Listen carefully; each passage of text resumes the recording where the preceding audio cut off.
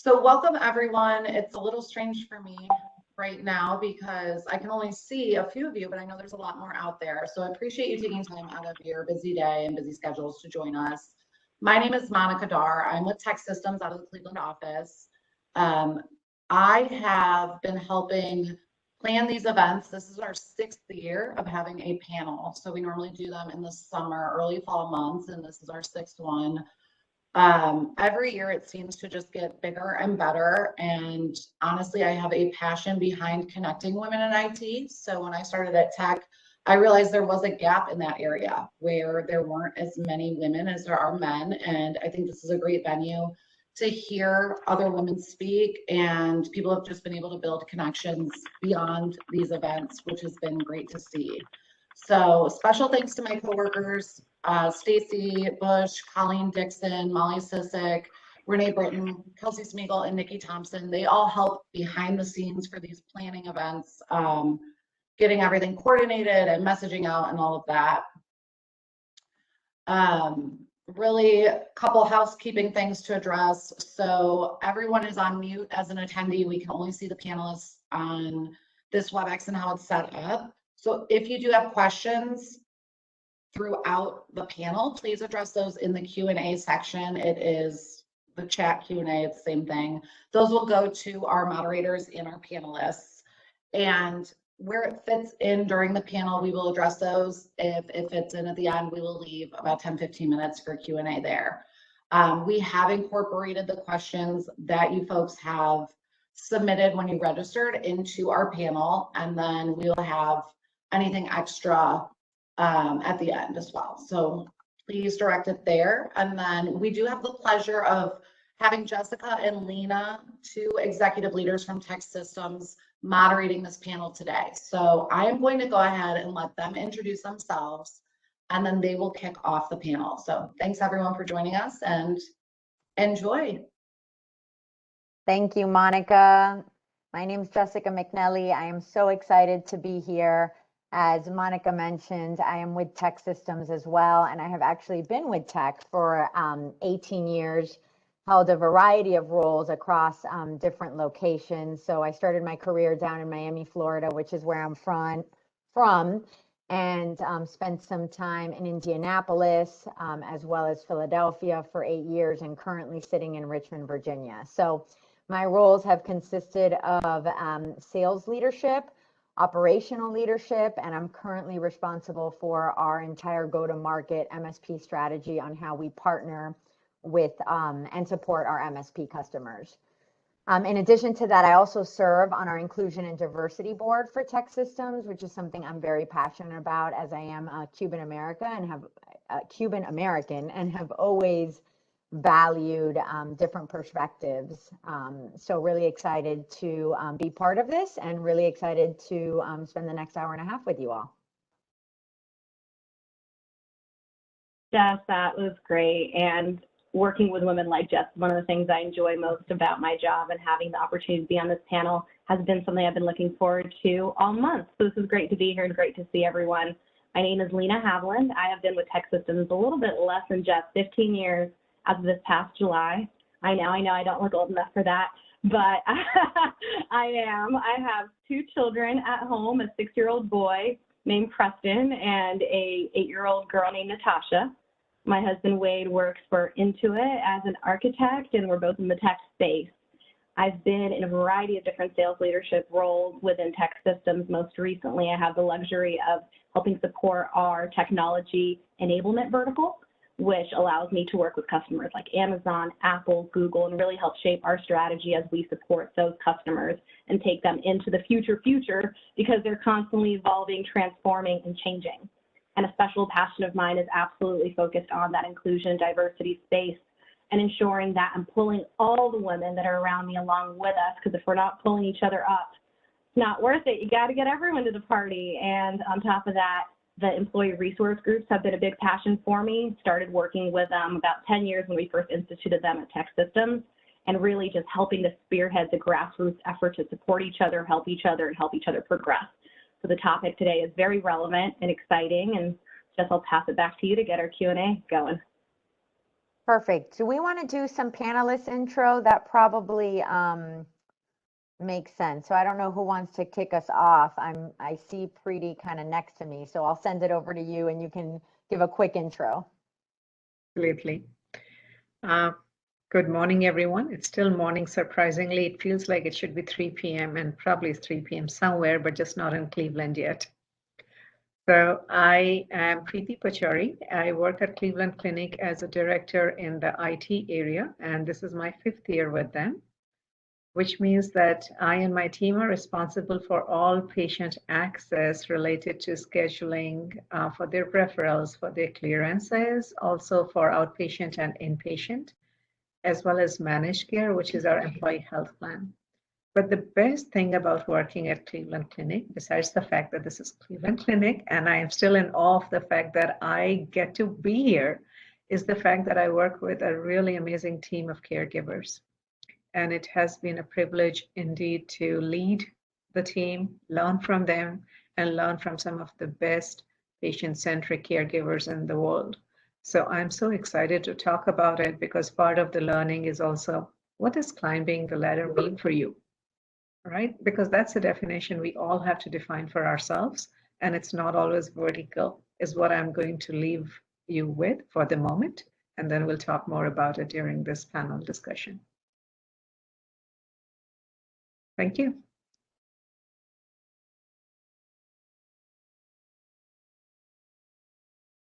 I can go next. Christine Graham, I am the CIO at Odie Company, headquartered here in Cleveland. It's a global company that manufactures and sells plumbing things, so you may see it at like an Amazon or a Lowe's. Been here almost 6 months as of next week, and the main reason why I came here is because we are taking a business systems transformation, which all of our systems are on the table, and I like to build things, so as opposed to sustaining. So I want to build our global processes, make sure we have the systems in place to grow the organization. And so that's me. Okay, I'll go next. My name is Rachel Johnson. I'm the CIO of the NRP Group, which is based here in Cleveland, Ohio, and is one of the country's largest multifamily developers, construction, and property management companies. In short, we build apartments in a lot of places all over the country, but actually not as many here in Ohio, so some of you may not have heard of our company. I've been with NRP for almost 12 years, actually, and have a lot of great stories to share about growing your career through the different stages of your life, not only in your personal things that happen, but also in the global challenges that we've experienced in the last 24 months or so, and how that's affected all of us in everything we do, including the way we work and how we are successful. So glad to be here today, and looking forward to sharing my journeys and my experiences.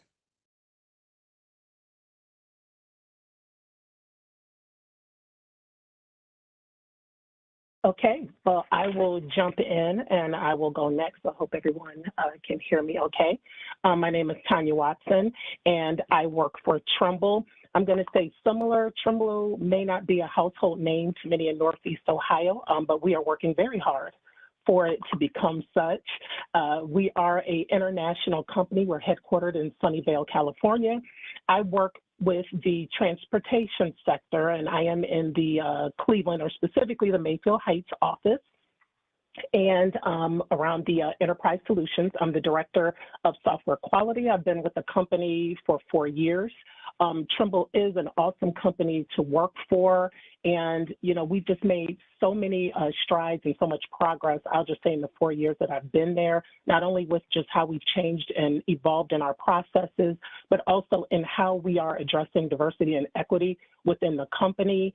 And I'm extremely involved with a number of our ERNs. Very first, of course, is our Diversity in Action group, highly involved with our Black Professionals Network, as well as our Trimble Women's Network. And I say all of that as we are coming to speak with everyone today and just sharing, that level of involvement. And I'm here because, I'm a firm believer, if you don't get involved and if you're not part of the solution, to me, it is I'd rather say be silent if I'm not going to be part of the solution. And I believe in jumping in, both feet, both hands, pull up the sleeves and everything, and here to get to work. And looking forward to sharing many of my experiences and views on things in hopes that it can help someone else. Thank you. That's great, Tanya. Last but not least, Roseanne. Yeah, can you hear me okay? Great. Rose Silva, I'm with PNC, as you can see from the background. We're moving into the number 5 position for US-based banks with our recent acquisition of BBVA, the US holdings. So we're expanding west. Hopefully many of you know our brand. If not, you will. I've been there 25 years. My focus for my current role is combination Chief Technology Officer and Security Director, in charge of delivering those services for our corporate and institutional bankers. I've also been heavily involved in the employee resource groups, founded a Women in Tech group called Tech Connect, and we can talk a little bit about that as the opportunity presents today. Like Tanya, I definitely believe in getting involved to make a difference, and trying to activate others as well in a positive and collaborative way. Awesome. Thank you, Roseanne. I appreciate you all being here. It was great to kind of get a little bit of an intro of you all. And I'm actually working from the office today, which is probably very similar to you all. Doesn't happen every single day these days. But I forgot to talk about my kids. I'm in the office. I don't have kids here running around, but I do have 3 children, a 10-year-old, a 7-year-old, and a 4-year-old girl. So that dynamic obviously I think lends itself to some of the conversation and how we've been navigating that for the last 2 years as well, because it's definitely a dynamic that not everybody, if you're not in that kind of bucket, goes through, but definitely creates some challenges. But all in all, I'm so excited to be talking about this topic, and I think it's a really important one, right? When we look about around women in IT, and then you add the layer of women in leadership, we obviously have general concerns that there are less women in leadership in the workforce today than men. But now we also have the impacts of a global pandemic and how really that has shifted all areas of our lives, especially for women.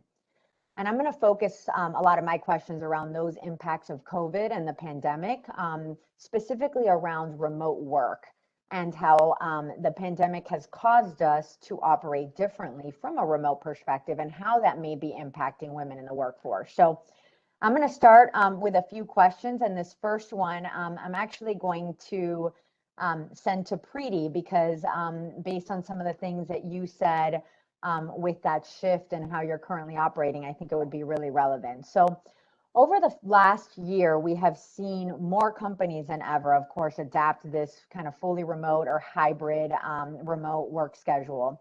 So while working from home, clearly there's a lot less of those water cooler conversations, catching up with people in the hallway, grabbing a quick coffee together. So how do you overcome the challenges of still staying connected with your managers and your peers while being remote? So thank you for that question, Jessica. Certainly a very valid one, right? Especially, I'm going to perhaps shape it in 2 areas. One, the caregivers I already knew at Cleveland Clinic because I had worked with them in my own area. There was a team where they were sitting where I was right, my office was right there. I knew them ahead of time. And then there are those who have joined since who I have, couple I've not met ever in person, and a couple I've met because we have recently started opening up before we shut it down again, coming to office and what that might look like.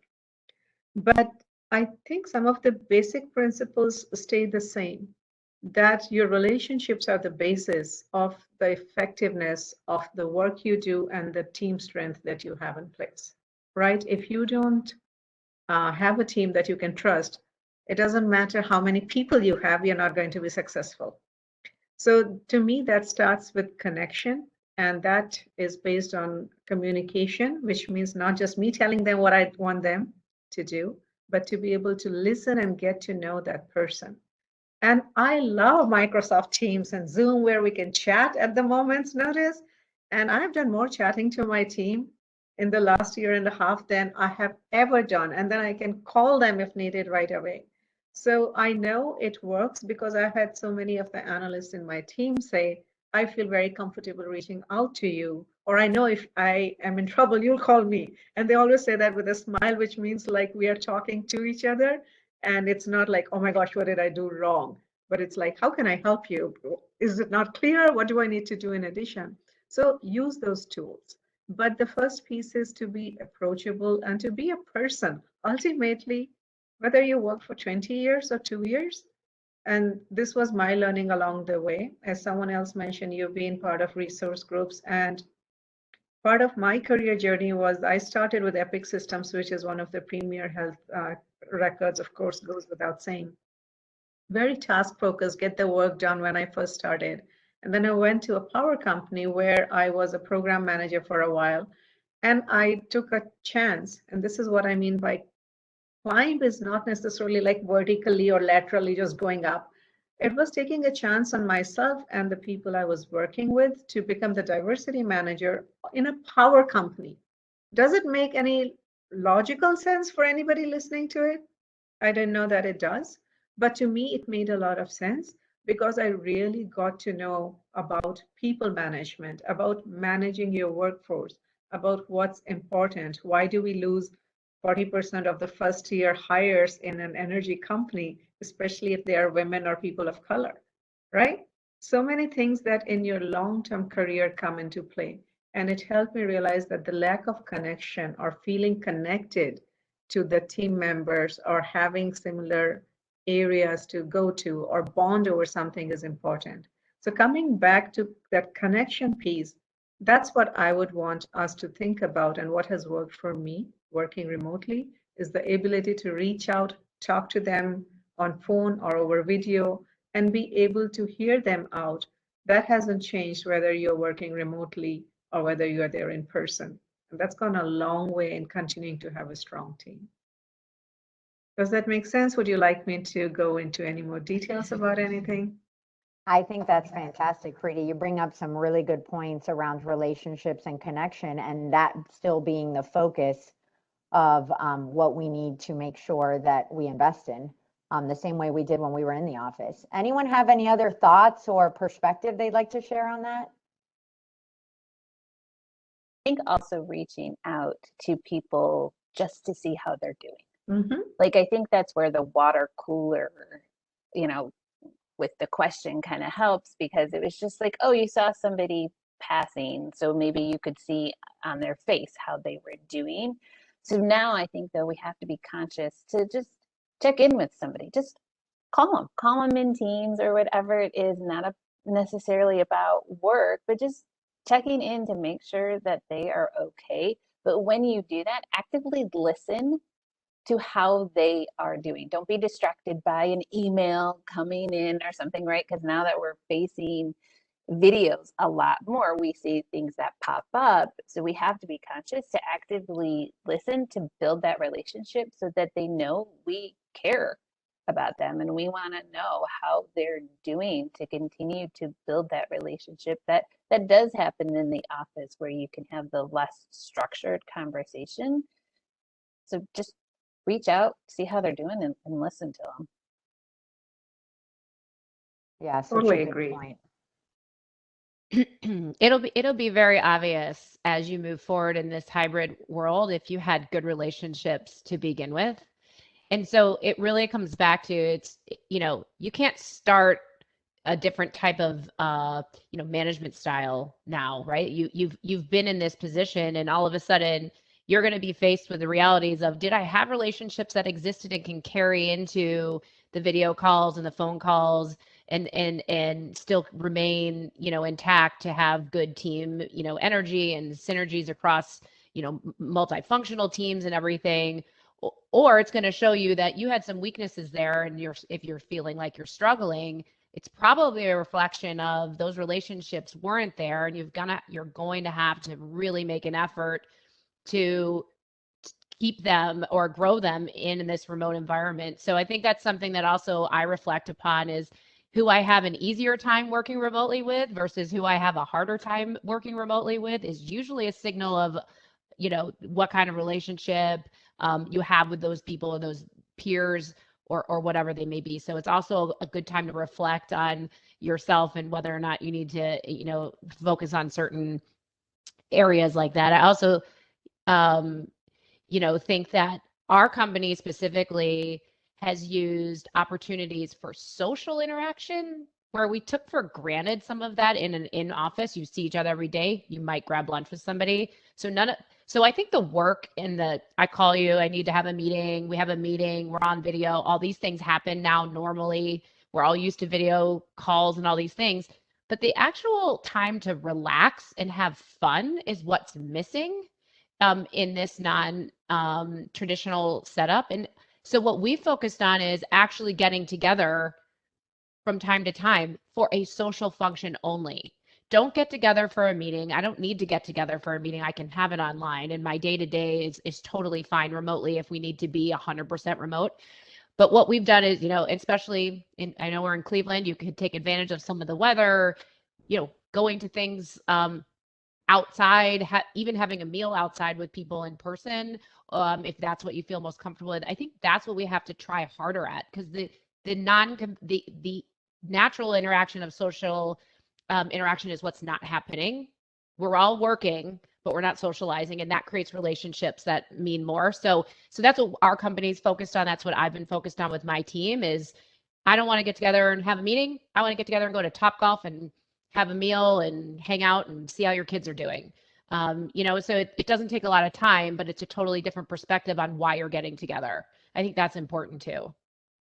Yeah, if I can just add on, like we've gone out of our way, like we're very dispersed. So some of the in-person's a challenge to begin with, even when we're in the office. But we've tried to restructure things like 2 downs or leadership sessions to be mindful that the people are probably on calls all day long. And so what we've done, instead of doing these giant blocks of time, we've kind of done you have a day focused on it, but we've done like an hour or 2 in the morning, to your point, Rachel, with activities that are more relationship building and fun. I mean, that can always be interpreted. And then we take a break and let people get to their other activities, and then we pick it up again later, and we have a speaker. So I think we did 2 downs before, or strategy sessions. They tended to be in person, locked in a room or whatever, which was great. And trying to translate that directly to an online mode doesn't really quite work because, like you said, everything's always in front of you all the time. So we've even done some of that where we've restructured a session like that, And then in my leadership meetings, I try and create space for personal discussion. I do a roundtable not only on the work updates, but I also want to hear about people's happy moments. We're really focused on happiness as a choice right now and how to activate it. And, sometimes it's work and a lot of times it's personal. And that helps, that creates that, people have permission then to kind of share what's going on with their families. And sometimes it's struggles, right? And they need support, but that's the place where it comes out, because so much of the rest of the week is, where are you on this, and are you done yet? And I need you over here. So I'm spot on. You got to create room as leaders for the relationship building to continue, and you may have to rearrange how you're doing things to interleave those moments with getting work done. Yeah, that's great perspective. And what I hear a lot of you saying, there's one word that kept coming into my mind, and that's being more purposeful around the actions that we're doing. While before it was really easy to look at your clock, see it was 11:30 and say, all right, I'm hungry. Who else is hungry? And now that action just requires more purpose, more planning, more discipline around who do you need to spend time with? Who have you not checked in with? And making sure that you are kind of creating those venues. So I think it's great perspective. Rachel, you brought up, a lot of that kind of social interaction and kind of what we gain when we kind of take work off the table and still have that opportunity to builds those personal relationships that just tie in so closely to work. But the flip side is also an interesting thing when it comes to remote work. And according to Trust Radius's 2021 Women in Tech report, 78% of women feel like they have to work harder to prove their worth at work, while only 54% of men say the same. And women were also 22% more likely than men to experience imposter syndrome at work, which of course can result in extra hours, extra work that is being put in. So how do you make sure that this work that you're doing remote, where nobody's seeing you, can still be visible to others in your organization to get the credit that you deserve, and hopefully continue down the path that a lot of us felt we may have been in when we weren't remote, which is to climb that corporate ladder? Right. So, there's a lot that goes into why you feel the way you do, and everybody's situations, come from different perspectives. But I'll go back to this whole remote workforce situation is just either exposing a weakness of something that you had because it can't be covered up by the expectation of seeing somebody in their seat, right? We have a lot of discussions about this as well as CIOs. We had the business come to us two years ago and say, "Can you tell me who's at their computer? Can you tell me who's working?" And the answer, I always gave is, what are your expectations on deliveries? How are you measuring your success in your business every day? Because if it was seeing somebody in their seat at work in an office compared to not seeing them sitting in their home in front of a computer screen, you can't tell me that there's really any difference. Just because you see them in a seat in an office doesn't mean they're doing the work you want them to do. And how were you measuring that before? And if the only way you were measuring that before was by seeing people sitting in a chair, then you weren't measuring the right things to begin with. And so I say the same thing about women who feel that I feel like I have to work harder to prove myself. And I always say, never, everybody thinks they work hard. Nobody can sit here, most people. I mean, maybe now and again, somebody will say, I admit I'm lazy, but most people are going to sit here and say, I work hard every day, right? But the answer is, are you working hard? Are you working effectively and efficiency? And I'm always one of those people that, look at the deliveries, look at the finish line. Are you doing a lot before you get to the finish line and you never get to the finish line? Or are you actually meeting those expectations and delivering? And this can be huge things and these can be small things. It can be shoring up an issue by 5 o'clock today, and it can be integrating an entire system or rolling out a new product line that's taken 6 months. But do you get to where you're supposed to get on your deliveries? I've worked with people in the past that they talk the talk, they send great emails, they make great presentations, but they don't deliver. And they thought they worked really hard all the time. I worked so hard. I worked till midnight. I did this.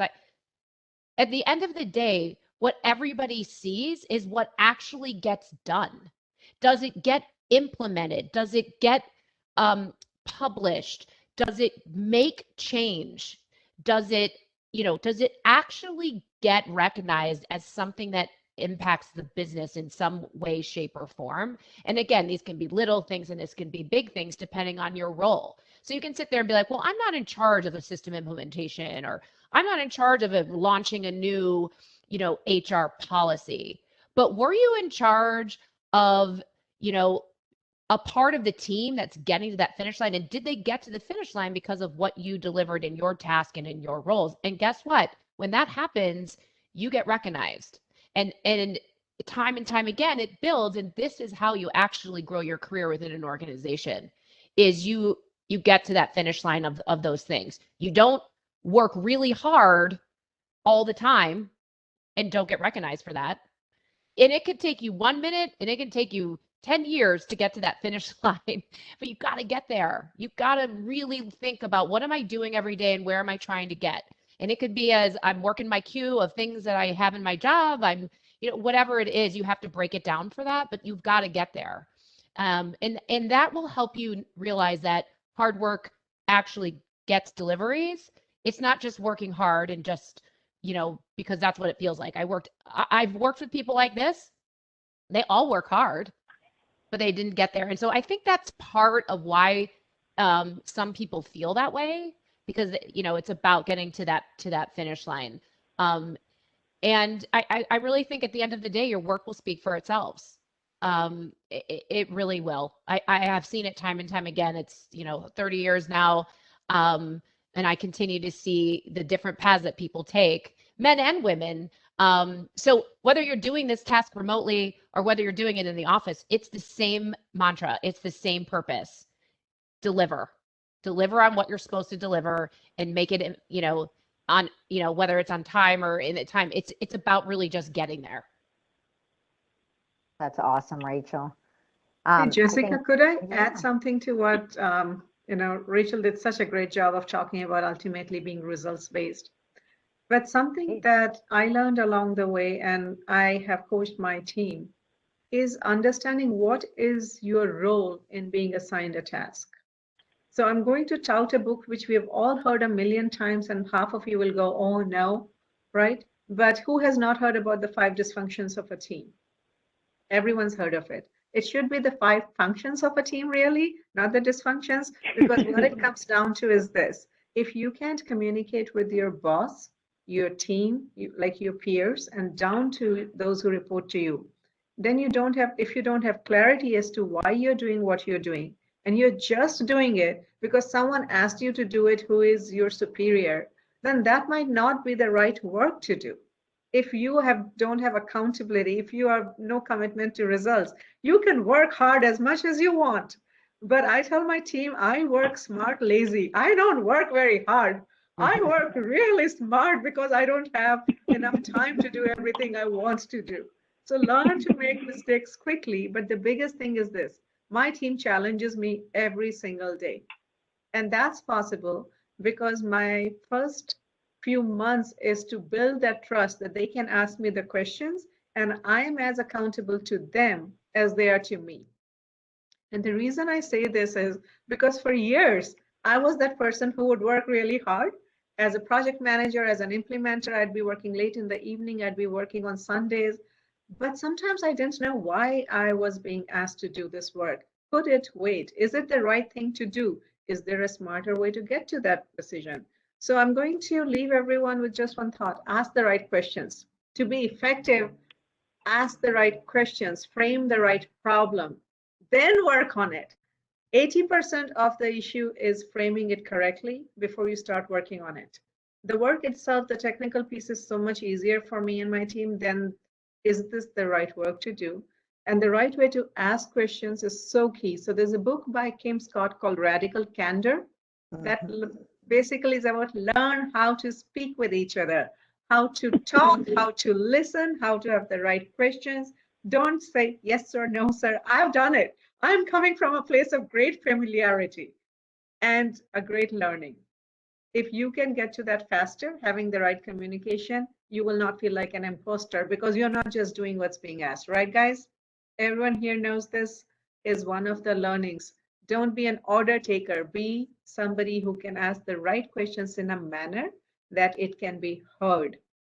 There are 2 pieces to it, not just the right question, but is it getting across to somebody that you are trying to influence and get that from? And this is so important, especially in healthcare, because you can do a lot of work and then go back, have to peel the whole thing off because that wasn't really the expectation of how it would work. So I'm going to ask everyone here to consider what's the work that's being asked to you, what is the intent, and understand that before going at it full steam. I'm going to leave it at that. Thank you. Jessica? Fantastic. Yes. Hey, so I'd like to jump in on this one, and I think Rachel and Preeti both, they covered a vast amount of ground on this. And what I'm going to add is just really tagging onto the communication piece that has been discussed. And one of the things I always like to say is don't suffer in silence. And that is because, and this is just as women in general, a lot of times we have not, and at times, many of us in our career haven't been the best communicators. don't assume everyone knows what you're doing. When you're working as part of a team, and that team is making the deliverable, so your one piece may not be called out, but everyone doesn't know all of the intricate details of a project, often of what's going on. If you don't speak on it, if you don't share that information, you can't be upset that no one knows or that no one gave you that acknowledgement. Sometimes it's just as simple as a conversation with your boss to say, hey, hey, this was great. Kudos to the whole team for delivering this.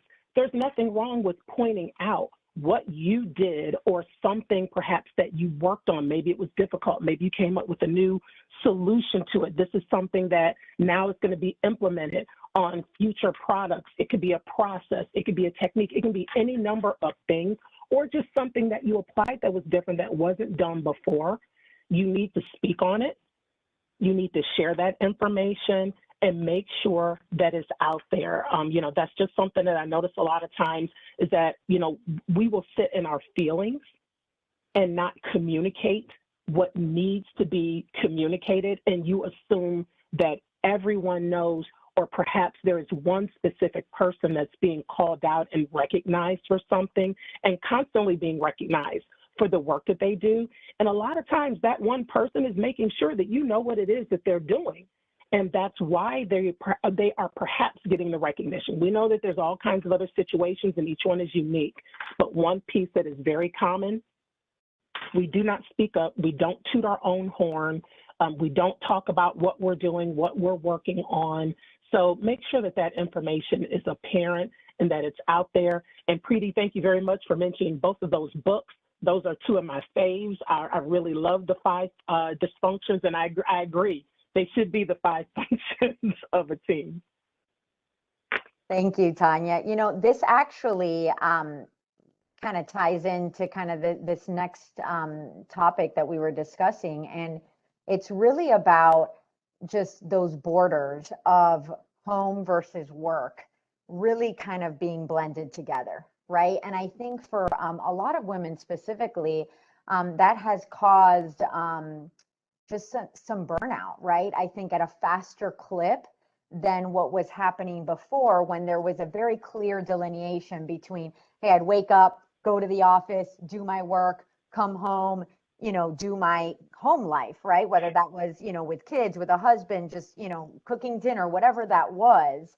But there was more delineation. And now what we've heard a lot from women in the workforce is that with those lines being blurred, the burnout seems to be quicker. So do you have any thoughts on that, Tanya, or perspective you can share?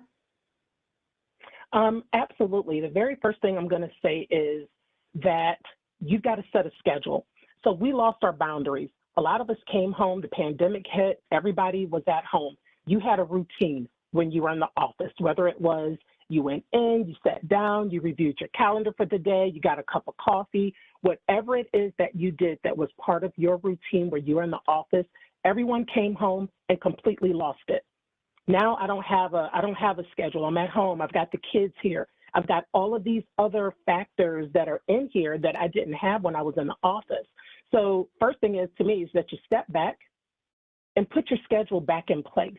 And part of putting that schedule or that routine, if the word schedule is a trigger for some people, then go with a routine or whatever your plan is for the day, and make sure that you build in to accommodate for your new situation. I didn't mention earlier, but, I have 2 kids, but I'm on the other side of the spectrum. I have a 17-year-old and a 26-year-old. And folks who have little kids, they're always concerned about that. But if anybody noticed here just 10 minutes ago, one's heading up to campus, what does he do? He's knocking on the door, peeking his head in. Hey, Mom, I'm getting ready to leave. You're 26. You can go to campus by yourself. You really don't need to talk to me about it. But that's the routine, and that's what he does. And I kind of weave and go into a communication piece and saying, stop being apologetic for your life and for your situation. It is what it is. We have families, we have kids, we have a dog. I know there are a lot of people that I work with on this call. Everyone knows my dog. My door is closed. She can open the door. She may make an appearance on this panel. She really may, but I'm not going to be shaken about it. I'm not going to freak out. Oh my gosh, the dog is here. And a lot of us, again, it's getting caught up in a lot of that emotional piece of it. So part of me also setting that schedule and building those moments in there. I'm in the house by myself. Your dog has to go to the bathroom. And I know that may be TMI for, some people, but it's no different than, hey, I got to change the baby, things that you have to do. Build it into your schedule, and also build that downtime in and around your meetings so that you can go sit outside and get some fresh air and just really help to prevent that burnout. But on the communication piece, the last thing I'm going to say is, and I'm real big on communication, talk to your boss. Talk to the person that you report to and tell them your situation. Hey, I've got 2 little kids that are at home. This is what is going to happen. Remove the excuse for your own self so that you don't have to be so apologetic when the situations occur. They happen. And if you're on the meeting and a coworker grimaces or they're making faces because your kid or something shows up, that is their problem and not yours. This is what you are living with. You are okay with it. Do not be apologetic for it. But I guarantee you, if you have a conversation with whoever you report to, have the conversation with your team. If you work in a team, talk to your team and say, hey, this is my situation. This is what goes on. This is what I'm living with. It's no different than if you're here now and your child is sick and I need to step away for a minute to handle it. If you communicate and you let people know, you'll get a lot more of that buy-in and people understanding than them not knowing, and these things are just happening, and then you are reacting as well because it is happening. So those are the things that I would throw out there. But one big one, stop being apologetic for it, especially as women. Don't be sorry. We're happy that we have our kids, so let's be happy that we have our kids. Well, there's a lot of chatter in the chat, at least that I'm seeing, that says people are loving this. So I think you struck a chord there with your unapologetic around life, right? I think that's an important statement. Any other perspective there? I think when we think about just what can we do better to support women in this remote workforce, any other thoughts or advice? Rose, maybe you have some perspective there. Yeah, I think as a leader, again, I like that phrase, creating space, making sure you lead by example, and then let folks know how they can tell you if they have a schedule adjustment they need to make.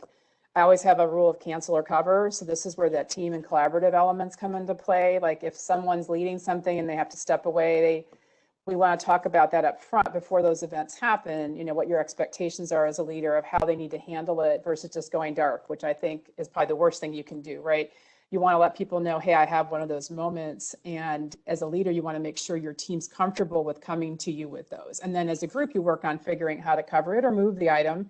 I do think that's really important more now than ever, because to Tanya's point, there's just things that happen now and we're so interleaved with our personal and work. There's just things you can't always anticipate or wholly control. And so, kind of plan for the unplanned approach. And I think hopefully you've got a safe environment where you can have those kind of conversations. As leaders, again, if you are a leader, please create space for it. Awesome. Yeah, I'll add some more things. This, kind of goes into a couple of the topics, working from home and how do we make women more successful. So first of all, I think any CIO will always say, never let a great crisis go to waste. And COVID was I tell people, at least for me, and I think a lot of us can resonate with this, was the best crisis that ever happened. If we had told the world, we're going to all be working from home, we're not going to go to the office for a year, I think every executive in the world and any leader would have laughed at us and been like, that will never work, because it's overwhelming to think about how you migrate to that change. And COVID forced us to do it in a blink of an eye.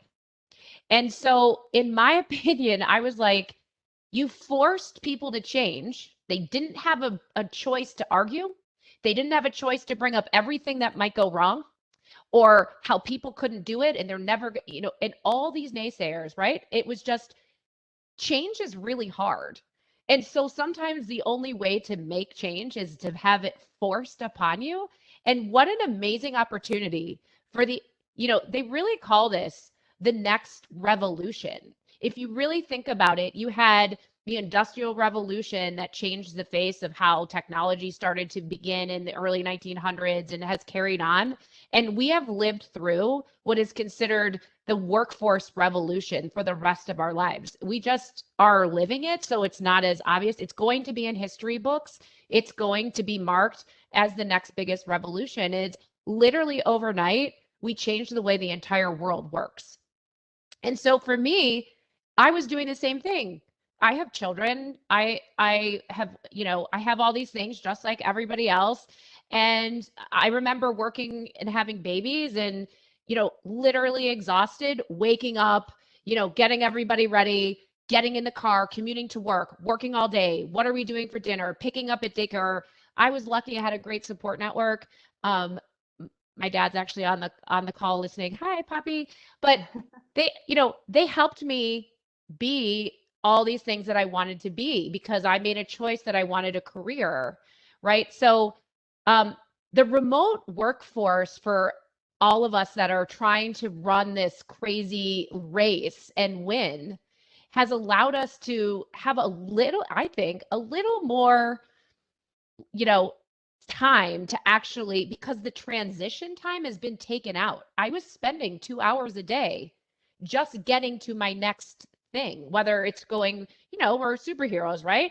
We wake up, we're the moms or we're the housekeepers or whatever, the pet people or whatever we are. Then we change our clothes, we go to work, superhero at work, change our clothes, come home. Okay, now we're back to this. And it's like this ongoing, the remote capability has completely changed that for most of us.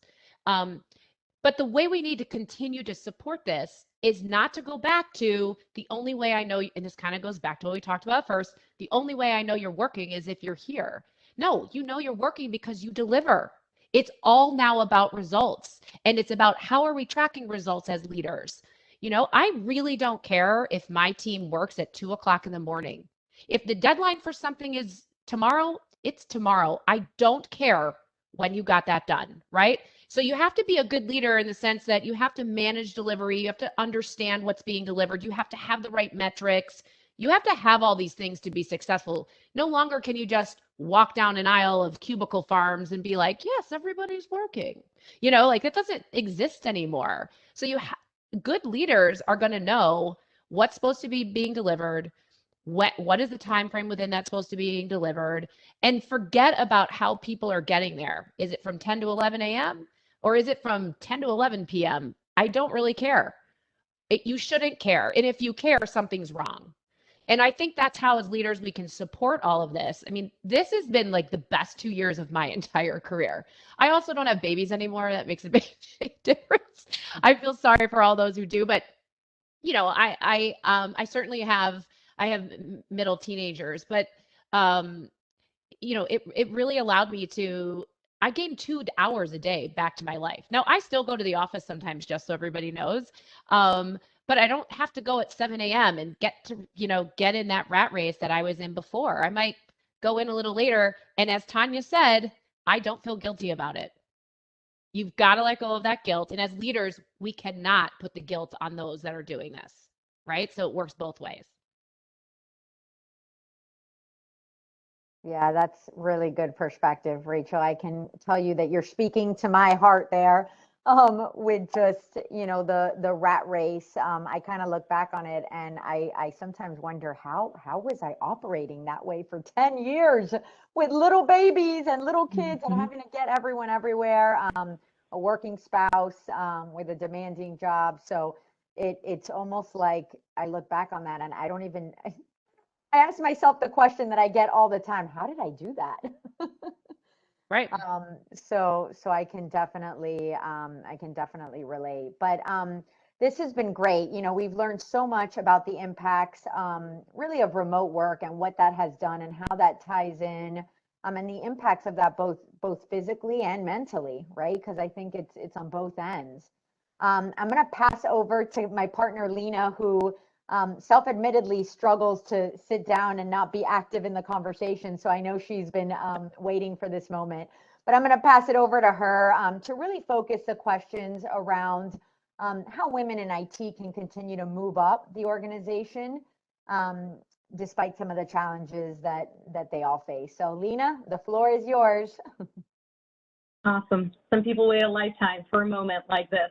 My friend Kelly Clarkson may say.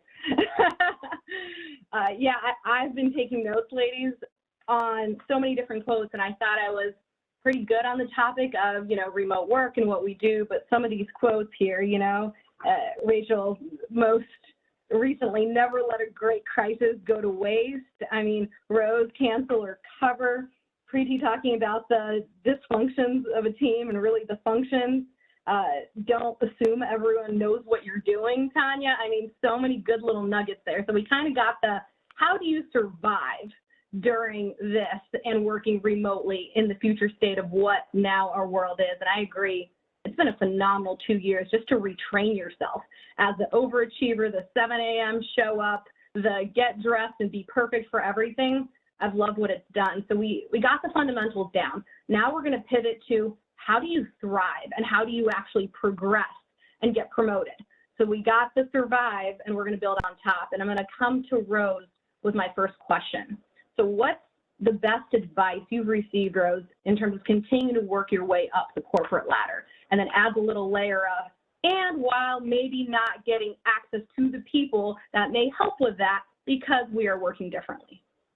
Yeah, they go together. And I like the climbing wall metaphor. You might have talked about that early on when we kicked off. Better than the ladder, just because I do sometimes think you need to move sideways, sometimes down to go up, if that's your goal. I think a broader, experienced employee is sometimes the most valuable to a company.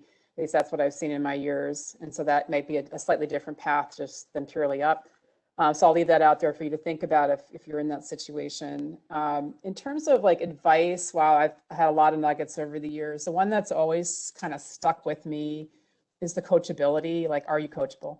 And I have a lot of examples about that that I can think of. But, sometimes one of the most frustrating things that you can experience is to declare what you want, have a network of people ready to support you, but then not being able to take that feedback in a positive way. My one friend always said feedback is a gift. She worked in hotel management, so you can imagine the negative stuff she dealt with on a daily basis. And she said, you have to listen and then process. You may not react at the moment, but that you can choose not to act on the information. But it's all a gift. It'll help you understand how you're perceived. And then I think Rachel may have to decide whether that's how that fits into your culture and whether you need to get help in handling it or whether you just move past it and say, well, that is what it is. The network and the collaboration come into play here because especially in a all remote situation, the opportunity for you to more spontaneously check in with a trusted peer or your mentor, it has to all now be kind of more orchestrated or with intent or purpose, as we talked about. Still needs to happen. Like I just had a great call yesterday with a really good peer of mine, and we were talking about our current positions and how they've shifted over the last 12 months and sort of some stall out moments either one of us had and how we overcame them. I won't get into details. That's not appropriate, but I've got someone like that in my network, and I may not meet on a weekly or daily basis with this person. We try and do quarterly, but having someone like that is probably more important than ever now, a sounding board, a mentor, a sponsor that's trusted. And I think they're the coaches for you, right? They're the folks that can help you work through a decision or understand how you might be perceived or give you some of that stop, start, continue feedback so that you can move in the direction that you want. Again, it could be up, could be sideways, depends where you're going. So I think the coachability is key. It sounds great. It's sometimes really hard to be coachable, super hard, especially when you're working hard and you see things a certain way. And I would just ask that folks, kind of keep that in mind if they're looking to change their role or to move up in their org. That's great, Rose. I love that. And I love what you said about making sure to find time for connection and have people who are weighing in on that journey, because oftentimes we think we're presenting a certain way. We think we're saying something and it should be abundantly clear to everyone else what we're saying, but surrounding yourself with almost a committee, a circle of trust even, who are different from you, who can offer perspective, who could yield that extra nuance that you maybe didn't catch is so critical. And I think everyone on the call, I implore you to think about who is in my committee? Who have I let weigh in on that journey? Who is level setting the expectations I have, and who's aware of where I want to go and is actively helping me get there? If you don't have those people, don't fret, but maybe a good opportunity to invest in building that around you. And I would say if you're coaching too, like say phrases like impact versus intent or stop, start, continue. Some of those are ways in which you can safely give feedback. Or if you know you don't have thick skin, you can tee it up for the person you're asking, right? Hey, did I have the impact that I hope to have this impact? Do you think it landed that way? Sometimes those are safer ways to have the conversation. That's really good. I love that. Christine, I'm coming to you for your wisdom. So if you look at, the advice you've received over time, how have you positioned yourself to be considered for new roles, for new promotions? And how do you go about that sponsorship and mentorship? Because everyone's like, yeah, I'd love that committee that I could trust. Yeah, I'd love a mentor. Those are great. Give me one of those. How do you do it? I think it goes off of the building relationships and stuff that Rose already talked about, but you have to make yourself vulnerable. So you have to put yourself sometimes in an uncomfortable position. I'm an extreme introvert. And for me to have to do something like I start getting like, oh, I can feel my heart rate or whatever, but then I have to just go and do. My one friend and I talk about, you just have to 3, 2, 1, blast off and just breathe and go do it and stop overthinking, right? I'm analytical and sometimes you overthink it. Is this the right move? And you just have to go and do it and put yourself in that, what to you feels maybe a little uncomfortable, because you're making yourself vulnerable to other people when you're asking for their feedback, when you're trying to build those trusted relationships. And you don't have to do it with everybody that you meet, but start seeing, it doesn't even have to be within your own team or department, within your organization or outside the organization, and start building that trusted relationship and honestly listening to their feedback and taking it to heart. And you don't have to do, I always say, even if I don't agree wholeheartedly with the feedback either I've received or given to other people, there is some nugget of truth in there. So find that nugget of truth, think about it, and make some adjustments, because you just have to grow and set yourself up in different ways to be able to grow and listen to the feedback and reach out. Don't be scared. It's okay. We all, people want to give and receive feedback. I love that. That's great, Christina. I like the 3, 2, 1 blast off, because for some of us, it's like, I've been deliberating, I've been planning, where do I go with that? Just go, rip it off. Just do it. Off. We just have to do it. I have a follow-up question to that. So say you spied Rachel in a different department and you're like, oh, I really want Rachel to mentor me. She's awesome. I need her in my life. Tactically, how do you go about doing that? You have to reach out, right? I think it's almost easier now because I can just Teams you. I can just set up a quick call. And, I've had people do that to me here, even in the 6 months as the CIO, and they see it's a female. They're like, I just want to reach out to you. And I'm like, cool. They send me an email and I'm like, I will set up, a meeting with them or whatever, but they make that first step. And the first step is easier now because you don't have to do it like face to face in an office. You can just be like, hey, I saw you on, in an email, or we were in this meeting together. And it's just a simple handshake, if you will, to just make that initial connection to see if then you want to build a relationship with that person. I love that. What I'm hearing you say is, ladies, gentlemen, it's not that complicated. You want to do it, reach out. Overcome your fear and just do it. So for whoever's listening and has been holding off on sending that email, that Teams chat, let this be a sign from Christine to just do it. I like that. That's seriously, because it takes less energy to do it than it takes to think about doing it. Yeah, absolutely. Tanya, so when you're on the receiving end of that, what can you do to help mentor and support female colleagues for promotions, to mentor them, to help them get into leadership positions? What advice do you have, on that side of the house when you get that into traffic?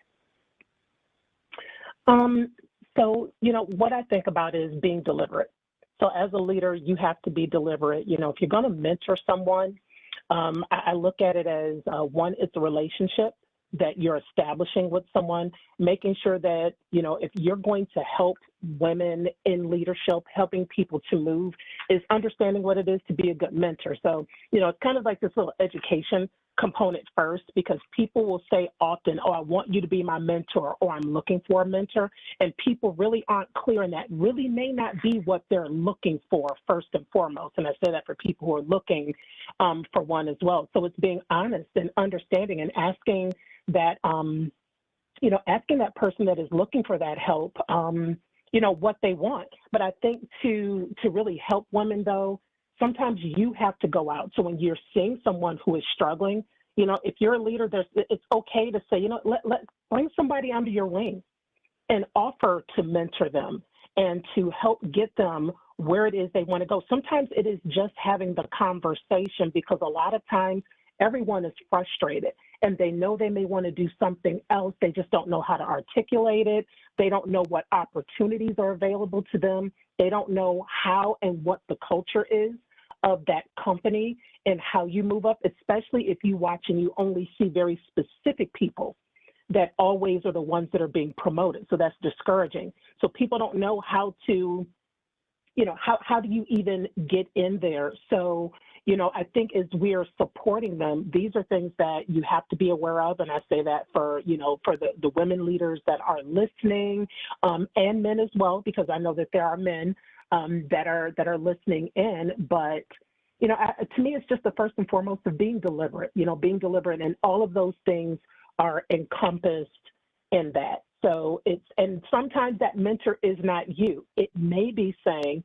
hey, I would love to connect you with someone who can provide you with some additional guidance. That's that understanding that you don't have to take on everything and everyone. And I'm just going to comment. I know Rachel had mentioned as far as, being a superhero, and I laugh because I have my Wonder Woman bracelet, just as that reminder. Sometimes it's not to be Wonder Woman, but the reminder that, you're not Wonder Woman all the time. So wear the charm. Just know that you don't always have to put on the cape and do it. But anyway, I'm going to go back to say, if you're helping with mentoring women, it is that part of being deliberate. Intentional, deliberate. It's very well said. I love it. So dropping some stats on you guys that you may already know, in 2021, there was 23 females serving as Global 500 CEOs, 23. And of those, 6, and I'll say only 6, are women of color. In 2021, 2 in 5 women felt that their gender was a barrier to being considered for their next promotion. So Preeti, I'll take this question to you. How do you think more diversity in leadership would help support the working women within an organization?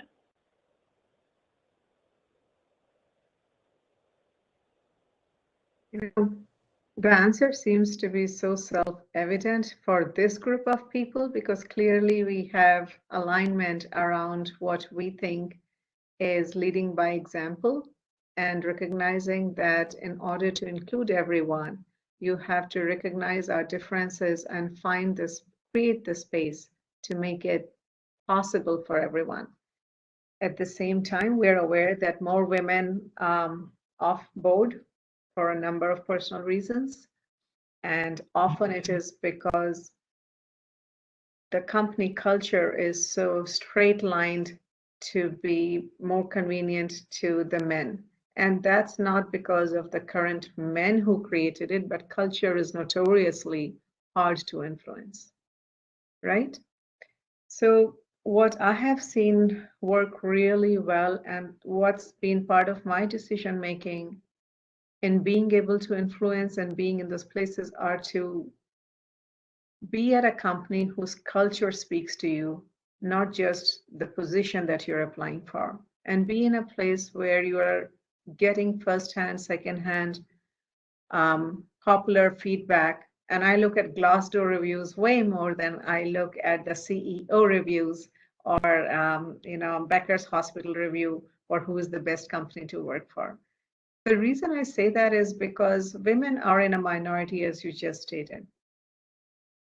Being a single, or I'm just going to use the word which has been used, being the token woman on the board is not going to change the culture.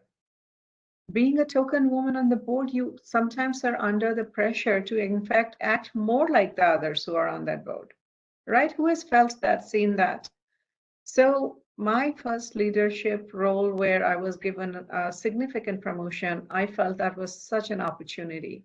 And very soon I realized that I didn't want to be there at all. So the reason I bring that up is I'd say go for, as an individual, for a company whose culture you respect and where you are able to be influential because you can speak your mind and because you are heard. And secondly, speaking about these uncomfortable topics, if you feel you're being shut down or where you start doubting yourself, then asking ourselves, is this the right place for me? Is the right question. And having the courage to make that change. Because if you're in a place where you have to doubt your ability to speak up for yourself, I'd say the answer is self-evident. But not giving up your ability to speak and push those boundaries. Again, you have to be able to speak in a manner that you can be heard. This is so key that I can't emphasize this enough, because I've also learned you can be very passionate, speak your mind and heart, and that would be a career-ending move in many places. So first you have to know who you are and what you want out of what you're doing and how important it is. Because early in your career, many of us are just so intent on proving ourselves at work that these seem like, maybe I'll get to it one day. But making that right call for yourself is really important so that you can learn and you can find yourself in this place. And I feel so confident now about having left that place or gone to another place and then moved on to the point where I'm at Cleveland Clinic. And it's not because it's Cleveland Clinic, but because the culture is demonstrated every single day. I'm never afraid of asking the right thing or saying the right thing or asking my team to say, if you think I'm saying something that's inappropriate, please bring it to my notice so I can learn what I did or how to approach it differently. I think I'm going to leave it there because I'd like to hear from others as well, because I think the key piece here is understanding the culture and how to be influential and make a change in that given culture if you choose to stay there or to find another place where you can make a difference. Great. I can, oh, sorry, Christina, are you going? Go ahead. I'm going to add to this answer about women and growing a career. I get asked this a lot, actually. We have a pretty large mentorship program at my company, and I've been asked this so many times, and I might give what might be perceived as an unfavorable answer here, but it's asked a lot about, women and career growth. And I think the answer to me is life is about choices, right? And life is about making your own choices for your own priorities and what's important to you. And there's not one person on this panel, on this call today, that hasn't consciously made choices and sacrifices to non-career parts of their life to get to where they are. And setting expectations very clearly for that you are not going to become the president of any company because you did the minimum amount of work, because you wanted, more importantly, to be a mom, a PTO president, the best marathon runner there ever was. I mean, I'll take it out of being a mom even, just other things that aren't your career, you're making choices on what's a priority to you. And at different times in your life, certain things and choices have different priorities as you kind of weave and navigate through those, portions of your life. But at the end of the day, there has to be choices that prioritize your career, not all the time. I'm not asking people, all of us here are parents and have hobbies and we have all these things. But I think the expectation, you know, especially I've seen this exacerbated with some work at home, like, oh, now I can, you know, be part of the every mom activity I ever wanted to be. Well, guess what? You have a job. And if you want to deliver and be amazing, that job can't not be a priority in your life. So again, if you want to be the most amazing PTO president of the entire world, go do that. I think that's great. But don't expect then to climb the corporate ladder quickly when you're logging off at 3 o'clock in the afternoon because you got up at, you know, I'm just saying, like, there's a balance here and there are choices to be made. When your kids are younger, you have to do a little bit, you know, more maybe at home. And as your kids grow older, you can do a little more here. And but there's certain poignant times where priorities and choices have to be made.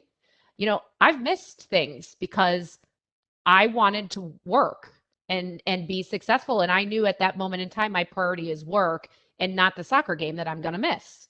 But it's okay. It doesn't make me a worse person. It was just you know, there are choices to be made. You cannot be two things. You cannot be amazing every day at all things, right? So you have to pick what you're going to be able to focus on those days and those times and hopefully prioritize correctly. You can navigate this. A lot of people do it. We're living proof on this call that we're all doing it.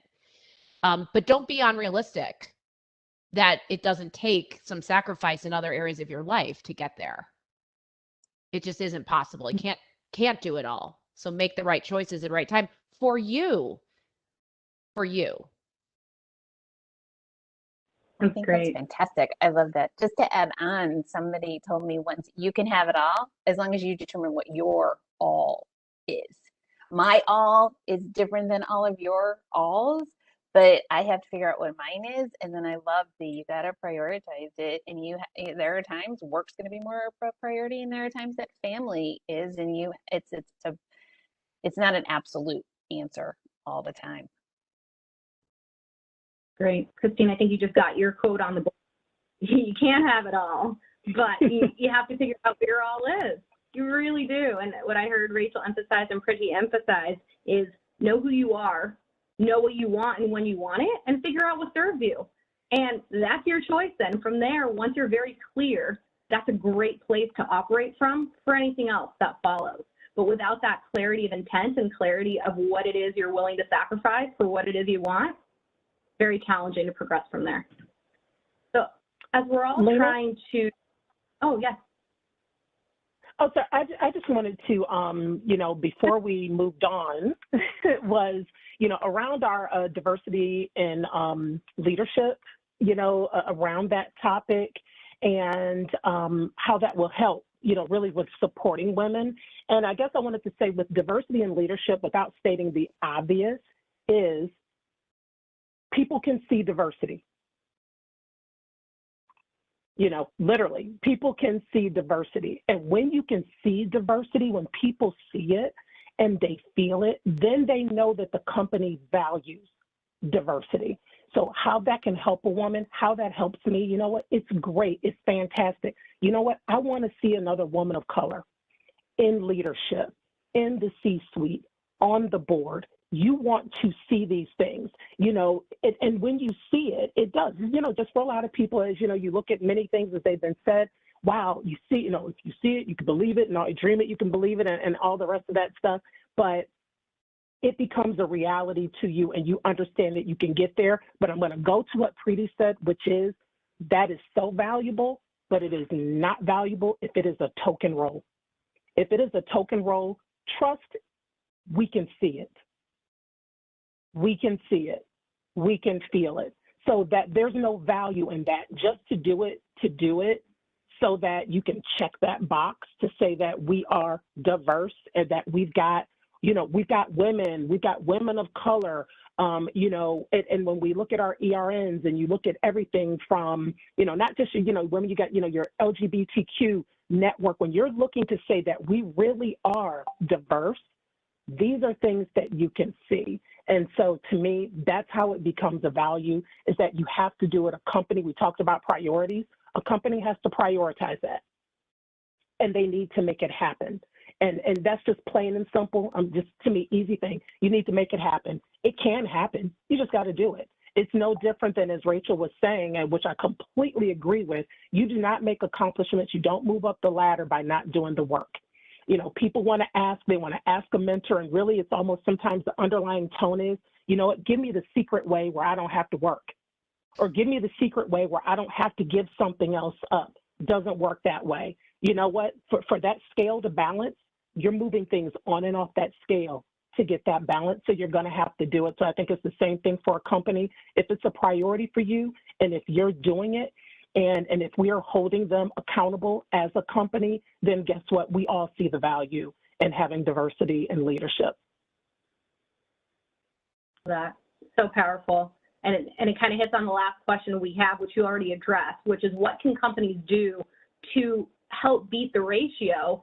Because women right now are outnumbered in tech, and companies do need to take note of that and be proactive and deliberate, as many of you have mentioned. So Preeti, I'll go to you. Anything to add on to that, aside from just not having the token role, right, making it really meaningful and special, and we do put people that are women into positions of leadership to make it part of the DNA of a company to have those components? What else can you add on to that thread of how companies can ensure that women want to come in and that they want to stay once they come into tech?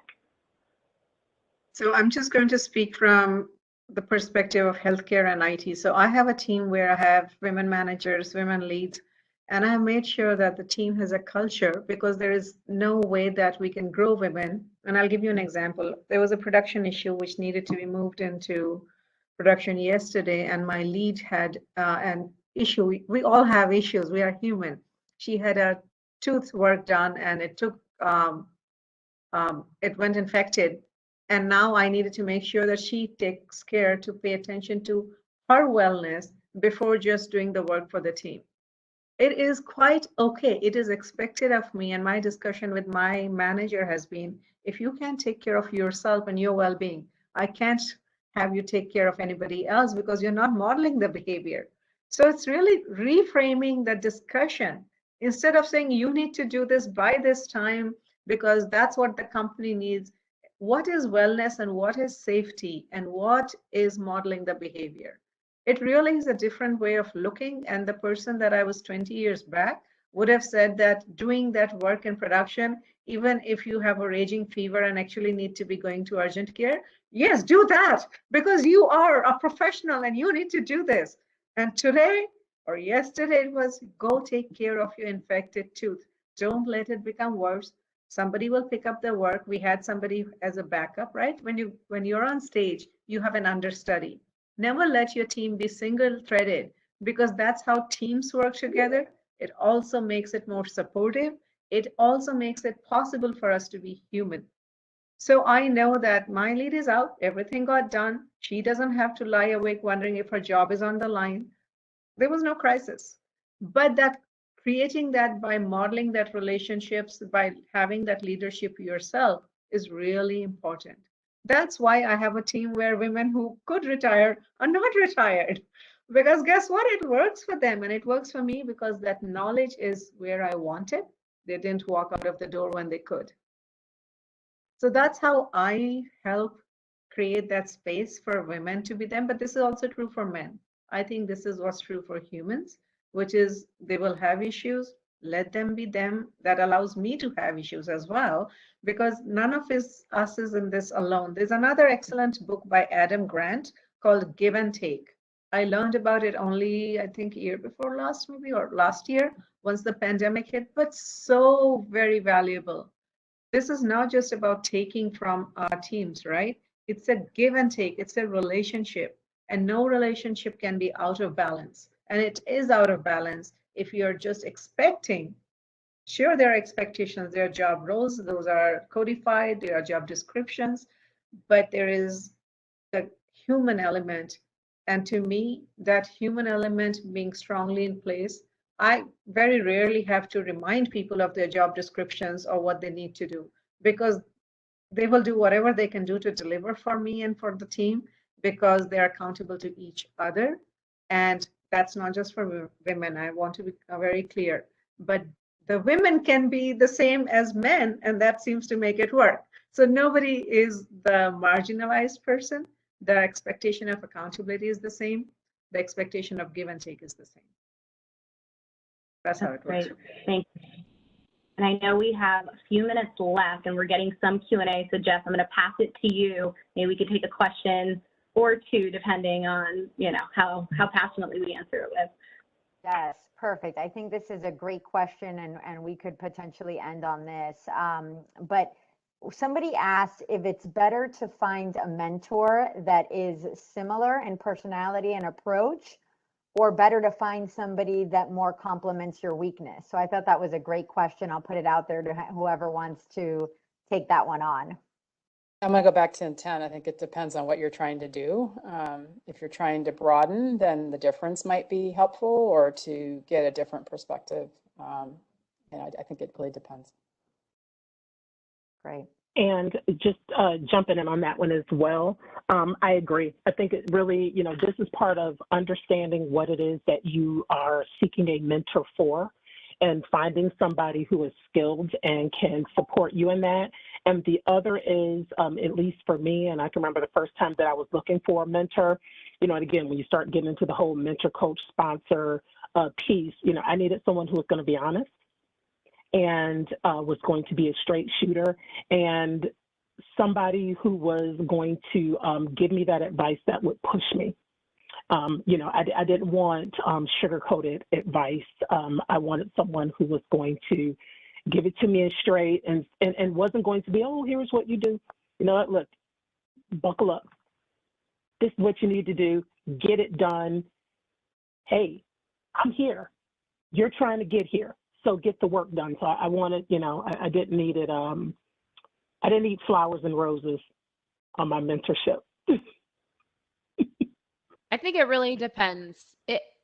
I know that's such a lame answer probably, but I mean, you can have a male as a mentor, as a female. I don't think it matters. I think it's what helps you, you know? Is it somebody that's just like you? Great. If it's somebody that, you know, I think sometimes the mentorships, you know, if forced, aren't truly effective. So, you know, reach out, you know, things happen naturally over time for true mentorship. Whether that be because you're alike, or that you have a, you know, something in common, or whether it's just purely work-based. But I think it could be any of those things. It just depends what works for you. I know for me, it's never worked to force a mentorship on both sides. You know, I'm usually on the other side of someone coming to me, and I have had not great success on mentorships that don't form a natural bond to some extent. It doesn't have to be, you know, serious and like you're become my best friend, but there has to be some natural connection and some relationship there that works naturally for it to be effective both ways. So whoever that is for you is what works for you. You know, of all people of all different shapes, sizes, and walks. So there is no great answer for that. I would just add in, if it's not working, you probably should address it up front, and do it in a politically correct way, like a polite way, and the other person's probably feeling the same way. So, and then regroup if you're doing a formal relationship match. And you don't need to have just one mentor. You can diversify your mentor portfolio so that it can be so many different that meet your different needs. So I would say don't look for just one person to be that. I agree, Christine. That's what I was thinking. In this case, there's no reason to hang on to just one. Right? Right? I'll give you a quick antidote. Our company actually, I think it was 3 years ago, came out with a formalized mentorship program, thinking that we needed to have one. A lot of it was focused on growth in the middle management tier of our company and really trying to provide them. And so what HR did is they went through and they matched people up and they launched this mentorship. We brought in outside experts. We had talks, we had meetings. And I'm going to, you know, interestingly enough, the mentorship program was disbanded a year later because it wasn't natural. And therefore, it was effective only in the groups of people that found some natural connection to actually make difference and change in people's, you know, careers, lives, whatever it may be. And actually, the HR and executives decided that's not actually a program that's going to work in our, at least in our culture, in our company. So that's, that proves to people that you can't have a mentor that isn't really in it, to benefit both ways. And there has to be some natural connection to make it work. So we actually no longer have a program at our company. We encourage it and we talk about it. We educate people about what mentors are and what they could do, but we do not have a formality where we match people and do that anymore. We totally disbanded it and realized it was completely, ineffective for about 90% of the pairs.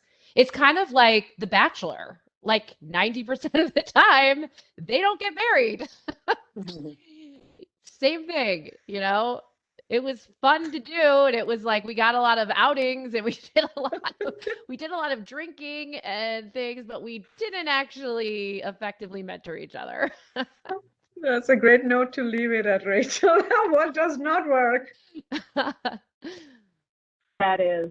Well, you guys are incredible. This is one of the best panels I've ever experienced. Such diversity of thought and intellect and quotable things and book recommendations. So thank you, all of you. Thanks for having Jess and I as moderators. Thanks for sharing your wisdom, and look forward to the one next year. Great job organizing. To the team, to Monica and everyone who participated in making this happen. And we'll reconvene next year. Until then, take care of yourselves and have a great rest of your week. Great, thank Thanks, you. Thanks, everyone. Thank you. This was Bye. fun.